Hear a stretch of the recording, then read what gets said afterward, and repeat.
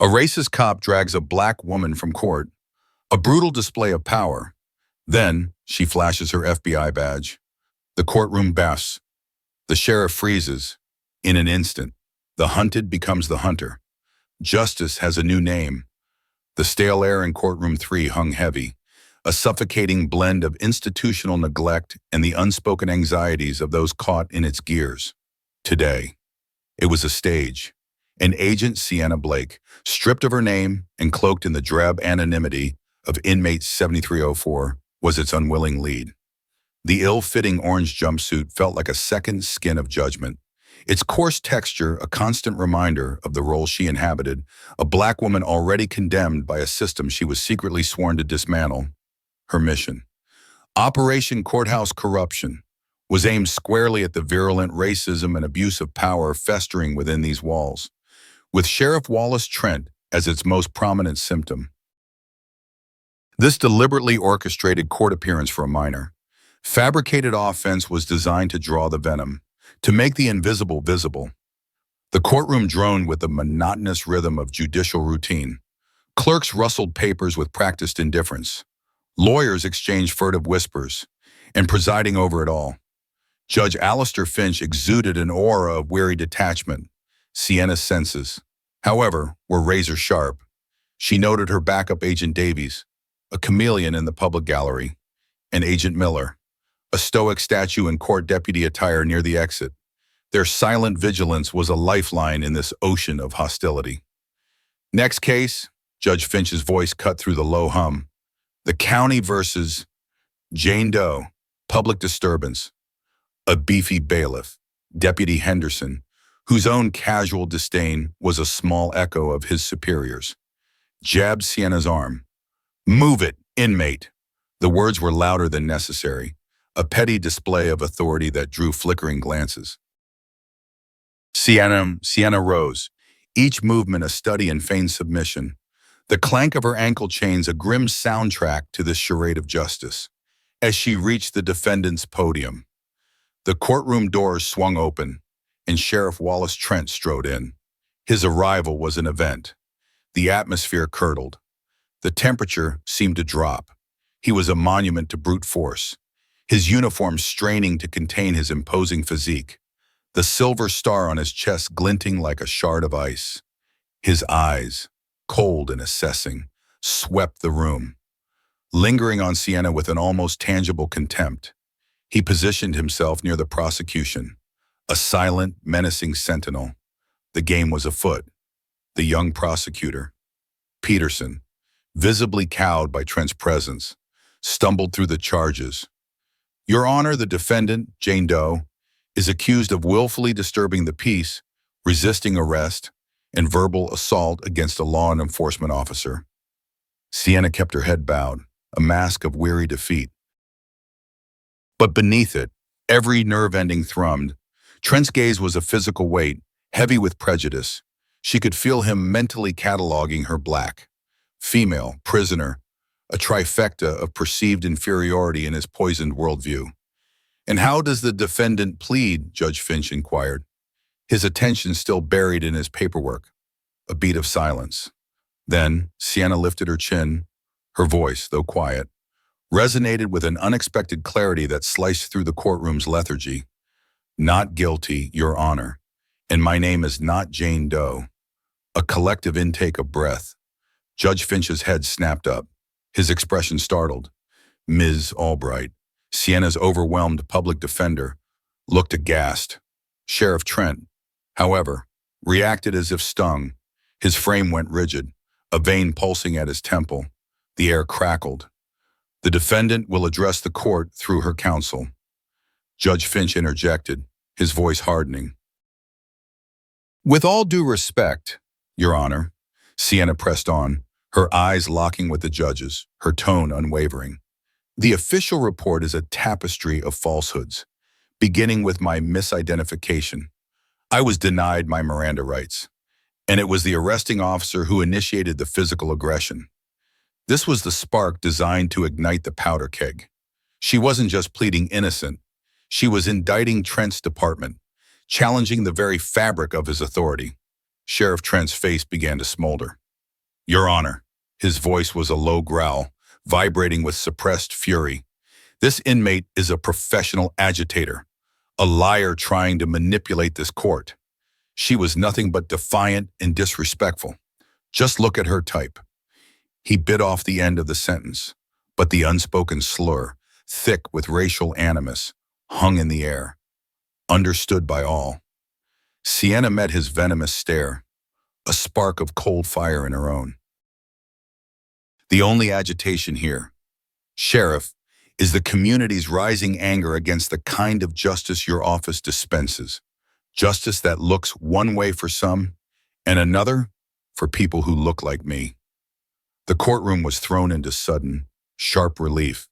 Gasps rippled through the gallery.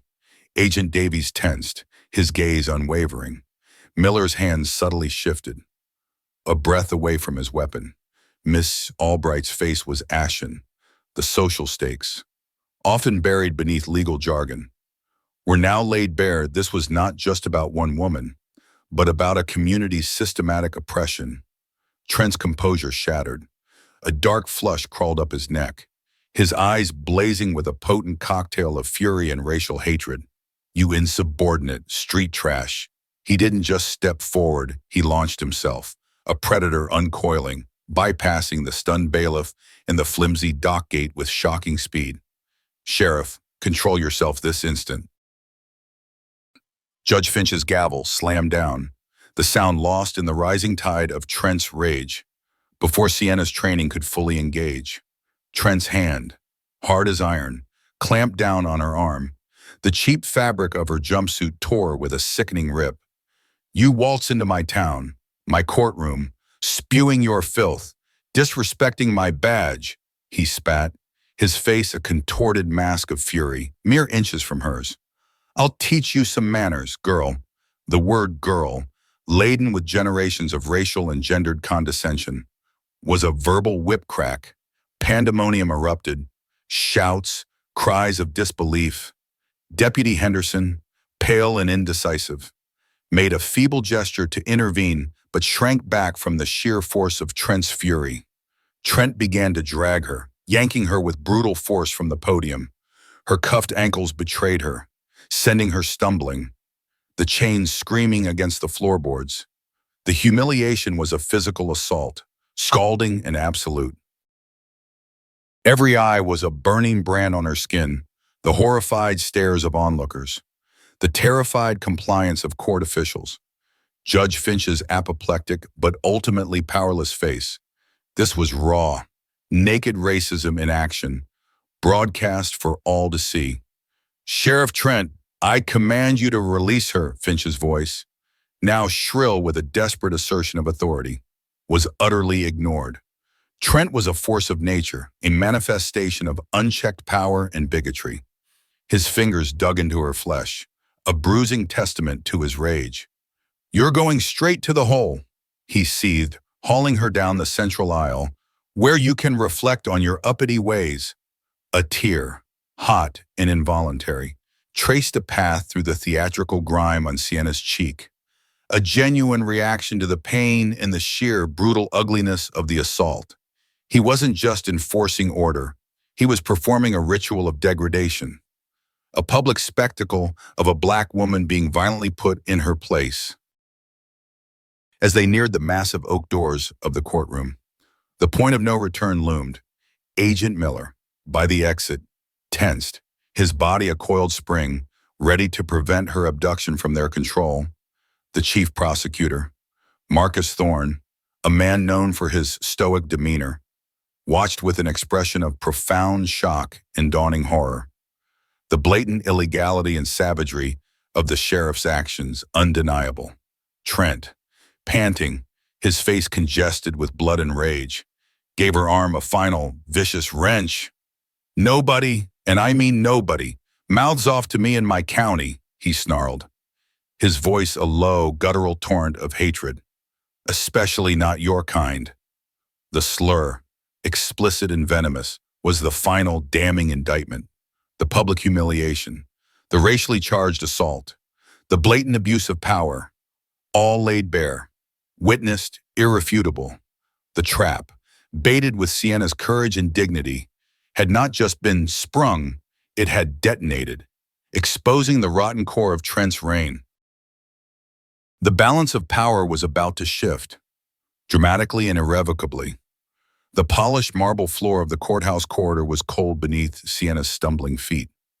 Each jarring step a fresh insult. Sheriff Wallace Trent, his face a mask of engorged fury, dragged her onward, his grip a brutal manacle on her arm. The cacophony from courtroom 3. Judge Finch's futile shouts, the shocked murmurs of the public.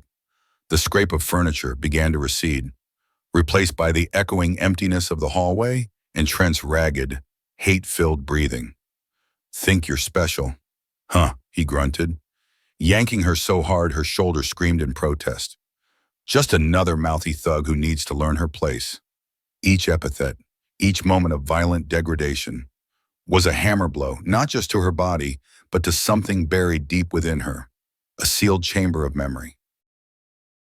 The rough texture of the tearing jumpsuit against her skin, the burning shame of being publicly manhandled, the sheriff's voice, thick with a particular brand of entitled, racialized malice, it all conspired to unlock that chamber. It wasn't a gentle recollection, it was an ambush from the past, vivid and visceral, superimposing itself over the present horror. She was no longer just Agent Sienna Blake, highly trained, steely-nerved. For a blinding moment, she was 17 again, standing helplessly on the cracked asphalt of a gas station forecourt firm in rural Alabama, the humid summer air thick with the smell of gasoline and fear. Her father, a proud, gentle man named Elijah, a high school history teacher who taught his students about justice and equality, was being shoved against the hood of their old sedan. The aggressor then wasn't Sheriff Trent, but a strikingly similar figure, Deputy Miller. A man with the same cold eyes, the same sneering contempt, the same star pinned to his chest signifying a power he wielded like a club. The pretext that day had been a supposedly broken taillight. The reality, Sienna knew even then, was her father's recent efforts to organize a voter registration drive in their predominantly black county. He'd been warned, subtly at first, then more directly, to desist. This traffic stop was the consequence. "License and registration, boy," Deputy Miller had drawled, the word boy a deliberate, emasculating barb. Her father, always calm, always respectful, had complied, his hand steady. Sienna watched from the passenger seat, her heart a frantic bird against her ribs. The memory sharpened, focusing on the details with excruciating clarity. Miller, feigning to examine the documents, had suddenly found a small, clear baggie of white powder on the ground near the driver's side door, a baggie that hadn't been there moments before. Well, what have we here?" he'd said, a smirk playing on his lips. "Looks like you're more than just a history teacher." Elijah, her father's denial, his shock, his quiet dignity as he tried to reason with the deputy, were met with escalating aggression. "Resisting arrest now, are we?" Miller had snarled when her father instinctively recoiled from a shove. Sienna remembered screaming, a raw, terrified sound. As Miller slammed her father's face against the car, she'd tried to get out, to help. But Miller's partner, a younger, nervous-looking officer, had blocked her door, his eyes avoiding hers. The image of her father, a man who believed so fiercely in the inherent goodness of people and the rule of law, being handcuffed, his glasses askew, a trickle of blood running from his temple, was seared into her soul. The planted drugs, the false charges, the casual brutality. It was a microcosm of the systemic rot she was now fighting on a larger scale. He had endured it for her sake, for their family's safety, telling her with his eyes to stay calm, to be strong, but the injustice of it had carved a permanent wound. He'd lost his teaching job, his reputation smeared. The legal battle had drained their savings, even though the charges were eventually, quietly, dropped months later due to insufficient evidence, a tacit admission of the setup. But the damage was done. The light in her father's eyes had dimmed, replaced by a weariness that never truly lifted. He had endured. Yes, but a part of him had been broken by the very system he taught his students to respect. It was the silence born of a crushing, unfair blow, the silence of knowing that, in that moment, against that power, his voice, his truth, did not matter. That searing memory, the raw ache of that helplessness, surged through Sienna now, not as a wave of despair, but as a clarifying fire. Trent's grunts, his hateful words, began to fade into the background, replaced by the echo of her father's pained silence. This was why she endured the spit, the slurs, the tearing fabric, the dragging, not because she was merely following mission protocol, but because every fiber of her being was an oath, forged in that childhood trauma, to never let that kind of silence win again. She was enduring it to expose it, to dismantle it, to give voice to all the others who had been dragged, metaphorically or literally, through the mud of such justice. Trent was still ranting, oblivious to the profound internal shift occurring within his captive. Make an example of you. Show everyone what happens when scum like you step out of line. He was nearing a heavy steel door, presumably leading to a holding area or the station's lockup, far from the public eye of the courtroom. This was where evidence disappeared, where stories changed, where unchecked power did its darkest work. This was the precipice. The memory of her father's face, bloodied but resolute, flashed before her eyes one last time. He had endured the humiliation to protect her. She would endure this, strategically, to protect countless others. But endurance had its limits, and silence had its season. The season was about to turn. Sienna's breath, which had been shallow and ragged, deepened. The pain in her arm, though intense, became a distant signal. The fear was still there, a cold knot in her stomach, but it was now overlaid with something far more powerful, a cold, crystalline resolve.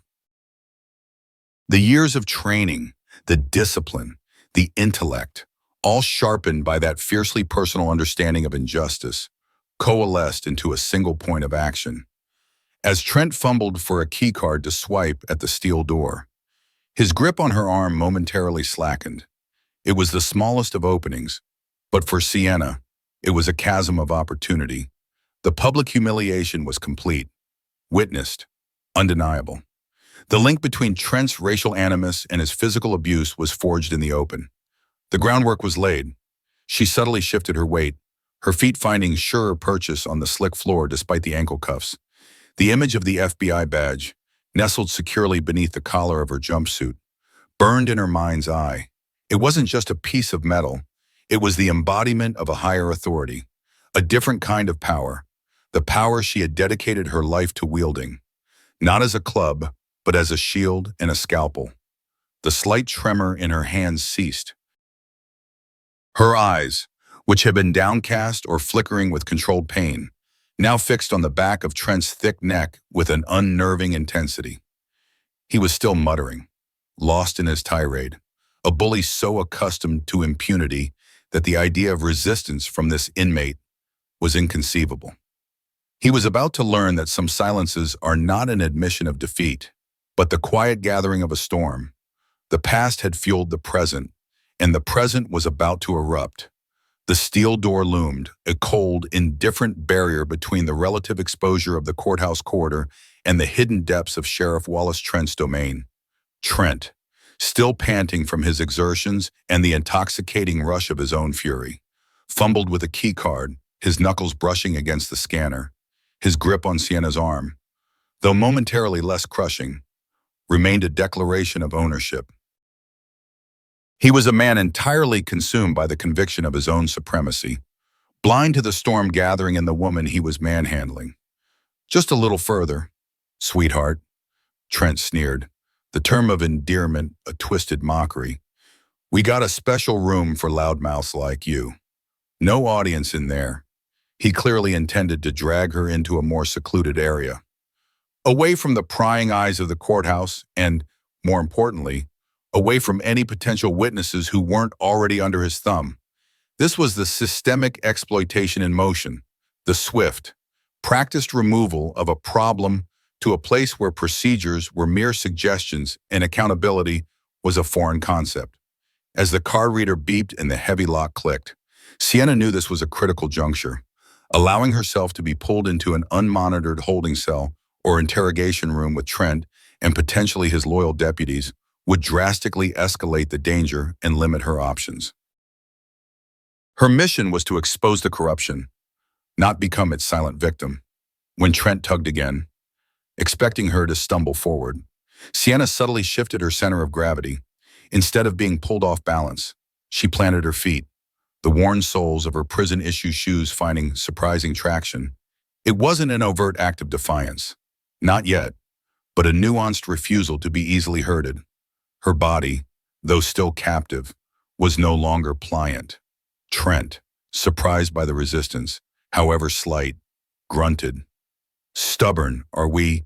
He tightened his grip again, his face darkening further. "Don't make this harder on yourself than it needs to be." From down the corridor, footsteps echoed, approaching quickly. Two more deputies, their expressions a mixture of apprehension and grim readiness, rounded the corner. They were younger than Trent, but their uniforms were identical, their allegiance clear. They'd likely been summoned by the commotion or a discreet call from Deputy Henderson. Still back in the courtroom, their arrival underscored the systemic nature of the threat. Trent wasn't a lone actor, but the head of a compliant apparatus.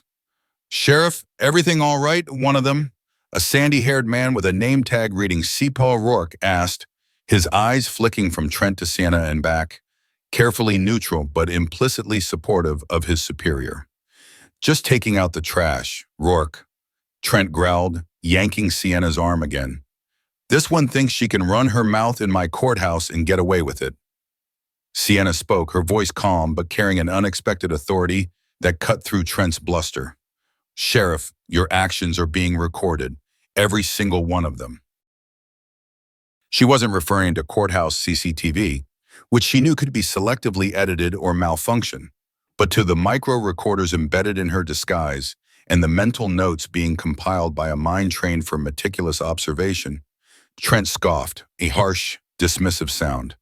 "Recorded by who you threatening me? Inmate." He glanced at his deputies, a smirk playing on his lips. "Hear that? Boy, she's threatening a peace officer." The other deputy, a burly man named Peterson, no relation to the prosecutor, stepped closer, his hand resting near his taser. "Maybe she needs a little help calming down, Sheriff." This was the insidious creep of systemic abuse, the casual suggestion of further force, framed as a solution to her agitation. Not his bouncing. Sienna ignored Peterson, her gaze fixed on Trent. "I am informing you, Sheriff Trent, that your assault on me in that courtroom, your use of racial slurs, and your current attempt to forcibly confine me without due process constitutes serious felonies." Each word was precise, delivered with the clarity of a legal indictment rather than the desperate plea of a victim. This gave Trent a moment's pause. It wasn't the content of the accusation. He'd likely heard similar, toothless complaints before, but the way she said it, there was no hysteria, no fear in her voice, only an unnerving certainty. For a fleeting second, a flicker of something other than rage crossed his face. Confusion, perhaps even a sliver of unease. But it was quickly extinguished, buried under layers of ingrained arrogance. "Felonies," he barked a laugh, loud and contemptuous. "You're the one facing charges, sweetheart. Public order, resisting, assaulting an officer.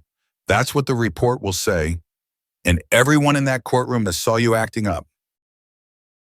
He was already constructing the narrative, the official version that would sanitize his actions and criminalize hers, a common tactic of systemic exploitation. "The truth has a way of surfacing." "Sheriff," Sienna stated, her eyes like chips of obsidian. She was subtly maneuvering, creating a sliver of space between herself and the steel door. Angling her body slightly towards the deputies, she needed them to witness what was about to happen, to be unable to deny their presence. "Rourke, Peterson, get her in the holding cell," Trent ordered, his patience clearly exhausted. and find out what contraband she's hiding. She talks too smart for a common vagrant. He was trying to reassert control, to frame her intelligence as suspicious. Another common tactic to dehumanize and discredit. As deputies Rourke and Peterson moved to flank her, Sienna knew the window for covert maneuvering was closing. They intended to physically overpower her, to drag her into the obscurity of the holding area where Trent's word was law. The systemic machine was gearing up to swallow her. This wasn't just covert discrimination anymore. It was the active, collaborative effort of the system to protect one of its own and silence a dissenter. She saw the calculation in their eyes, the practiced assessment of her as a physical threat, the assumption of her guilt, the utter dismissal of her as a human being with rights. They wouldn't question the sheriff's orders. Their loyalty was to the badge he wore, not to the justice it was supposed to represent. The air grew thick with unspoken violence. Rourke reached for her left arm, Peterson for her right. Their touch was impersonal, almost bored, as if subduing resistant inmates was a tedious but routine part of their day. This was the moment. The covert struggle had reached its limit. Further resistance in this manner would only lead to injury and her mission being compromised before its most crucial phase. The system was designed to isolate, to intimidate, to crush. It relied on the silence of its victims, on their inability to fight back against its overwhelming, multifaceted power. What Trent and his deputies didn't realize was that Sienna Blake was not just a symbol of the people they habitually oppressed.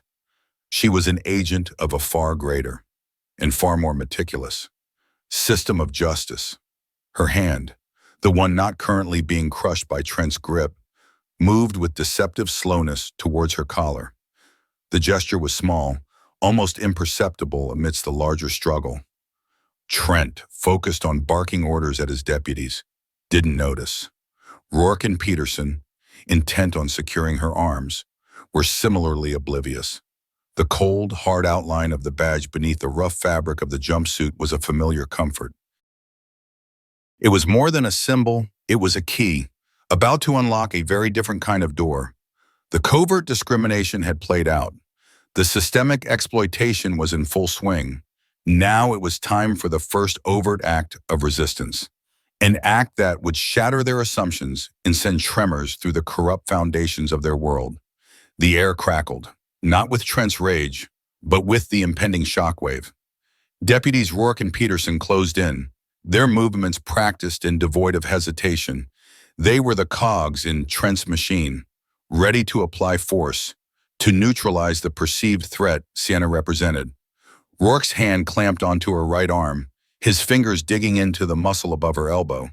Peterson mirrored the action on her left, his grip firm, ready to immobilize. Sheriff Trent stood back a fraction, a grimly satisfied smirk playing on his lips, watching as his authority was about to be brutally reasserted. The cold steel of the doorframe was inches from Sienna's shoulder. The jaws of the system were about to snap shut. Sienna allowed a small, almost imperceptible tremor to run through her, not of fear, but of perfectly feigned distress. "Get your hands off me," she exclaimed.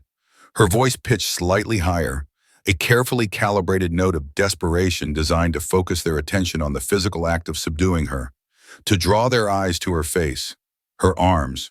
It was a classic misdirection, making them anticipate a struggle of brute force. In that same instant, a sharp burst of static crackled from the radio on Agent Miller's belt. He had remained by the corridor entrance, leading back towards the main rotunda. A silent, uniformed observer who Trent and his men had likely dismissed as just another courthouse fixture. Now, his radio barked to life, not with routine chatter, but with an urgent, coded transmission. Code Sierra Priority 1 West Entrance. All available units respond. Potential 10-31 repeat. Potential 1031 in progress. The voice on the radio was clipped, professional, and laced with an unmistakable urgency. A 1031 was officer in distress or crime in progress, a high-priority call that would demand any nearby law enforcement officer's immediate attention. The effect was instantaneous. Sheriff Trent, despite his bluster, was still a creature of law enforcement habit. His head snapped toward Miller, Rourke, and Peterson, their hands still on Sienna, flinched, their attention momentarily diverted by the alarming call that superseded the routine handling of a supposedly unruly inmate. Their training, their instinct, was to react to the more significant, more immediate perceived threat to officer safety or public order. It was a split-second break in their focus, a hairline crack in their wall of certainty. That was all Sienna needed. In that sliver of orchestrated chaos, her right hand, the one not gripped by Rourke but previously moving towards her collar, completed its journey. It wasn't a furtive movement, but swift, precise, economical. Her fingers closed around the cool, reassuring metal of her FBI credentials, tucked securely within a specially designed, quick-release pouch sewn inside the collar of the degrading orange jumpsuit.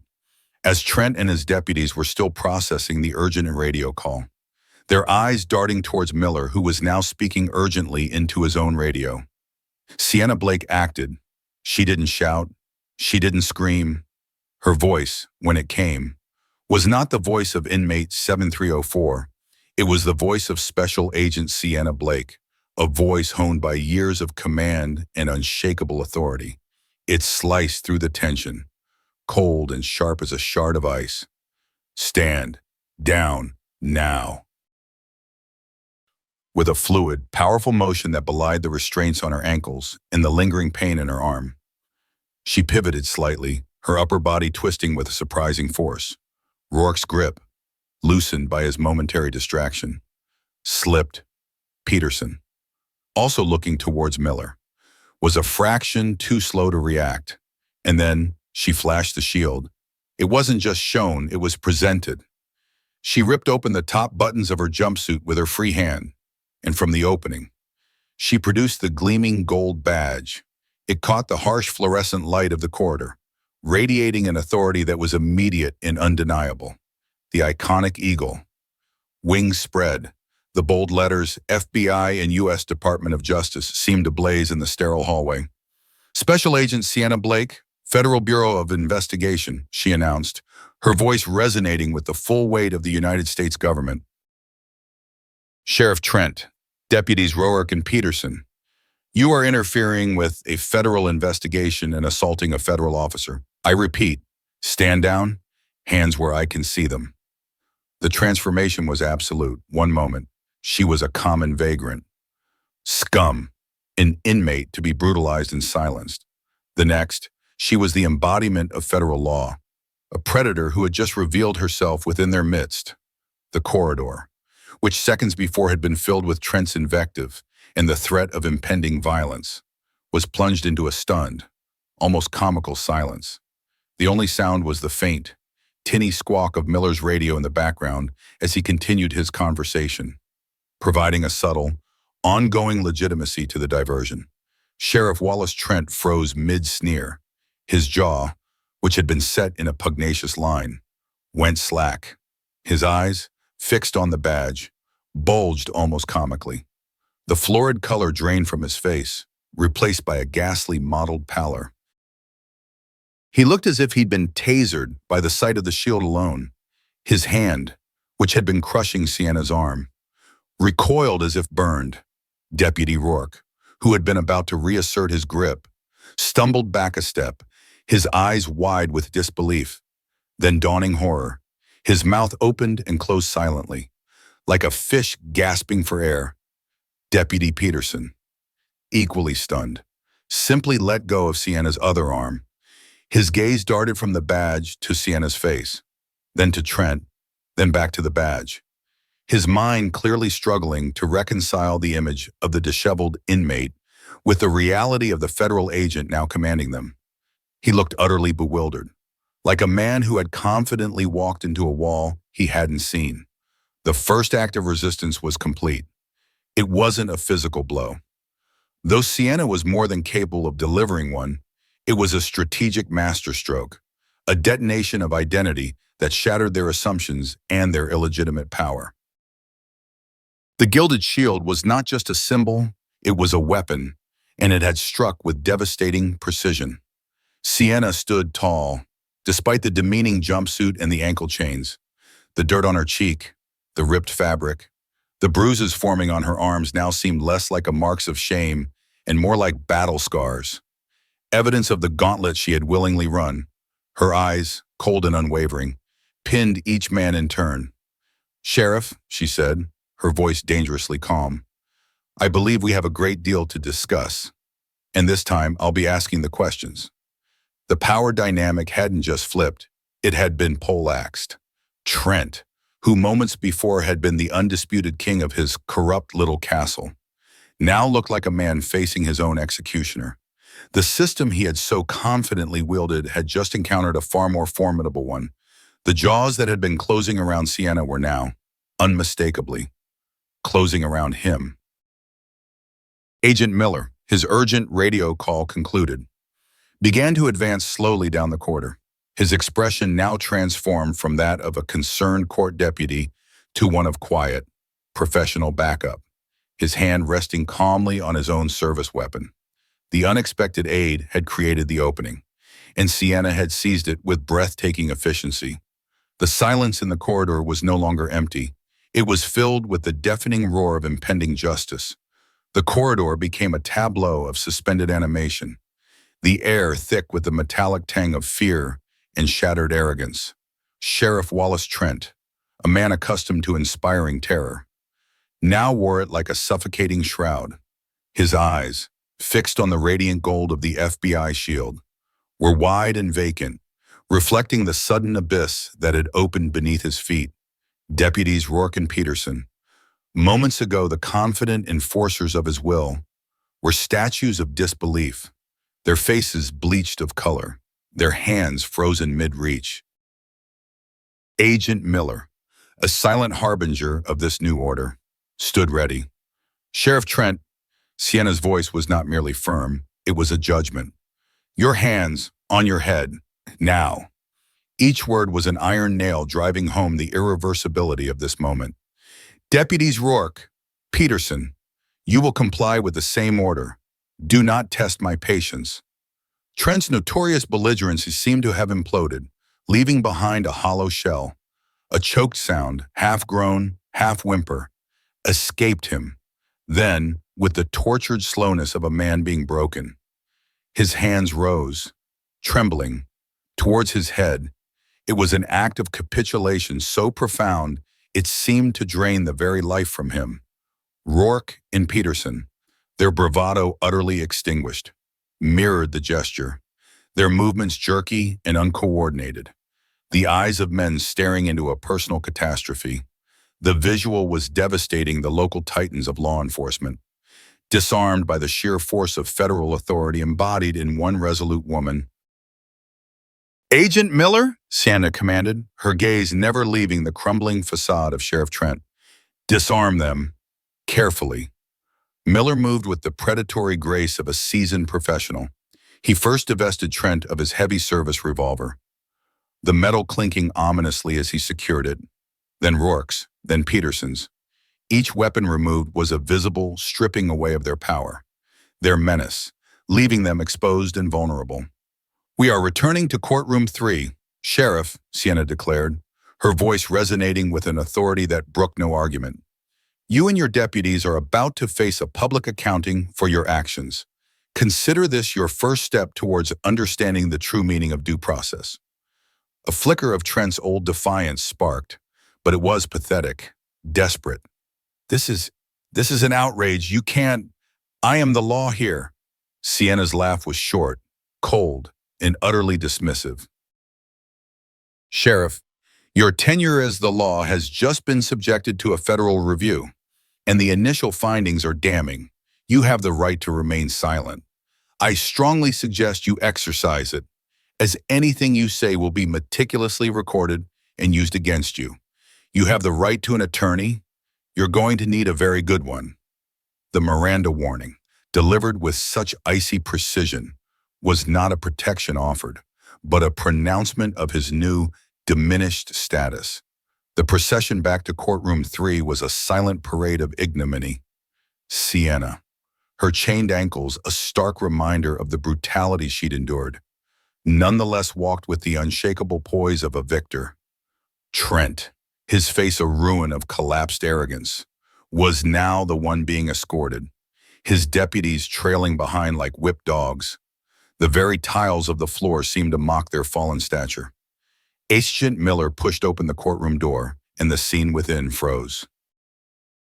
Judge Finch, attempting to navigate the lingering chaos, paused mid-sentence. Chief Prosecutor Marcus Thorne, his face etched with worry, turned sharply. The public gallery, already abuzz with the earlier violent disruption, fell into a stunned, breathless hush. Then Sienna Blake stepped across the threshold, not as inmate 7304 dragged and degraded, but as Special Agent Sienna Blake, a figure of retribution. With the vanquished sheriff and his cronies in her wake, a sound rippled through the courtroom, a collective gasp, a wave of shock so potent it was almost tactile.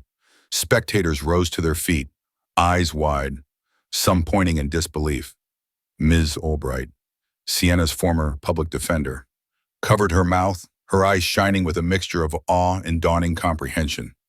"Your Honor," Sienna's voice cut through the stunned silence, powerful and clear, reaching every corner of the room. "Please forgive the continued interruption to your proceedings. My name is Special Agent Sienna Blake, Federal Bureau of Investigation."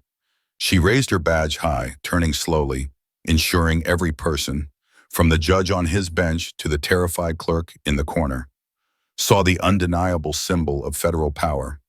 "I am the lead agent in an ongoing, covert federal investigation into systemic corruption, egregious civil rights violations, and a pattern of criminal abuse of power originating from the highest levels of this county's law enforcement." Her gesture encompassed the trembling figures of Trent, Rourke, and Peterson. Sheriff Wallace Trent, Corporal Daniel Rourke, and Deputy Mark Peterson are hereby detained as part of this federal investigation. The preliminary charges include, but are not limited to, the aggravated assault of a federal officer in the performance of her duties, obstruction of justice, and conspiracy to deprive citizens of their constitutional rights, felonies witnessed by numerous individuals in this room mere moments ago. But the courtroom erupted, not just murmurs this time, but exclamations of shock, of vindication, of fear. Judge Finch gripped his gavel, his knuckles white, but made no move to use it. He looked utterly poleaxed, his judicial authority suddenly and completely overshadowed. Trent, cornered and exposed before the community he had lorded over, found a desperate, sputtering rage. "Lies, all lies. This is a setup. She's a criminal. She attacked my deputies. I demand—" Sienna silenced him with a look that could freeze fire. "Sheriff Trent, your entire deplorable performance, from your vile, racist tirades to your unprovoked and savage physical assault on my person while I was your prisoner, was not merely witnessed by the citizens of this county. It has been meticulously documented." She let the words hang, each one a hammer blow. "We have high-definition audio. We have crystal-clear video. We have everything." A new shockwave, more profound than the last, tore through the room. Trent's face contorted, a mask of dawning horror as the full extent of his entrapment became clear. The undeniable evidence wasn't just a turn of phrase, it was his undoing, captured for posterity. Then, from the gallery, Agent Julian Davies rose, his calm demeanor a stark contrast to the surrounding turmoil. He, too, presented his credentials. "Special Agent Julian Davies, FBI," he stated, his voice carrying easily. "I corroborate Special Agent Blake's account in its entirety. I personally witnessed the sheriff's brutal assault and his explicit racial slurs." As he spoke, two other individuals, previously anonymous faces in the crowd, also stood, badges materializing in their hands, Agents Ramirez and Washington, part of Sienna's embedded team. The courtroom, Trent suddenly realized, had been infiltrated. He hadn't been sparring with a lone inmate. He had been performing for a federal audience. Chief Prosecutor Marcus Thorne, a man whose career had been built on navigating the often murky waters of local justice, stepped forward. His face was grim, but his eyes held a new light, the cold, hard glint of a man who, having witnessed an unambiguous crime by those sworn to uphold the law, was now compelled to act. Judge Finch, Thorne's voice was somber but resolute. The state, the state is utterly appalled by these revelations.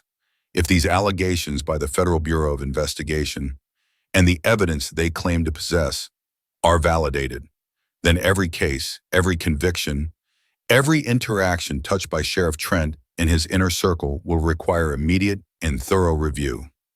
The very integrity of this county's justice system is now in question. Judge Finch, visibly shaken, finally spoke, his voice thin. Sheriff Trent, Corporal Rourke, Deputy Peterson, given the identification of Special Agent Blake and the overwhelming nature of these federal accusations, you are ordered to provide your full and unreserved cooperation to these federal agents. His gaze flickered towards Sienna, a new, profound respect dawning in his eyes. The local power structure had just been publicly and irrevocably dismantled. Sienna addressed the court, her voice now a beacon of the new authority. My team will be immediately securing the sheriff's department, the county jail, and all relevant records. Any attempt to obstruct this federal investigation, to destroy evidence, or to intimidate witnesses will be met with the full force of federal law. Her eyes swept across the stunned faces of court staff, lingering on those known for their sycophantic loyalty to Trent. Their expressions shifted from fear of their old boss to a far more potent fear of federal prison. The public confrontation was a stunning coup.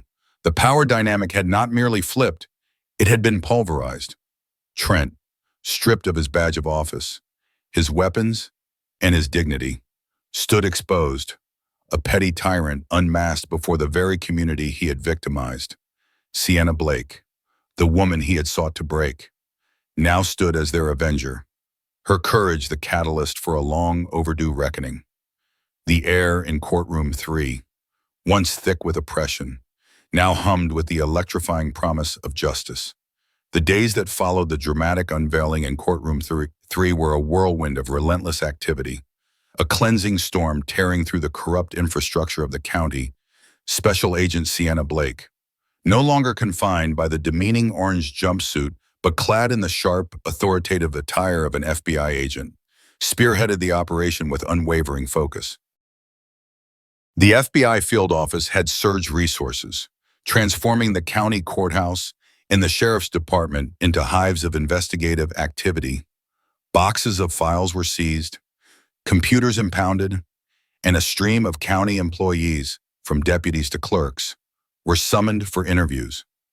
Their faces a mixture of fear, resentment, and, in some cases, a palpable relief that the reign of Wallace Trent was finally over.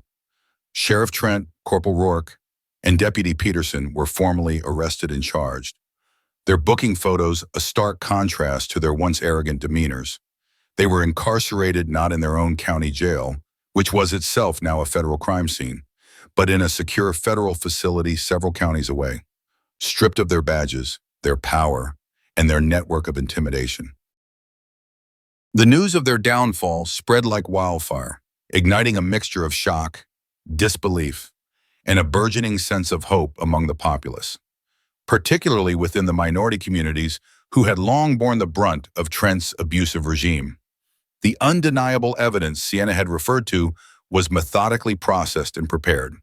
The audio and video recordings of Trent's assault and racist tirade were damning, leaving no room for doubt or misinterpretation. Coupled with the corroborating testimony of the other embedded FBI agents and the courageous statements from several citizens who, emboldened by Trent's arrest, finally came forward with their own stories of harassment and abuse. The case against them was overwhelming. Chief Prosecutor Marcus Thorne, visibly shaken by the extent of the corruption unearthed within his own jurisdiction, threw his full support behind the federal investigation. He initiated a county-level review of all pending cases and past convictions that had relied heavily on evidence or testimony provided by Trent's tainted department. It was a monumental undertaking.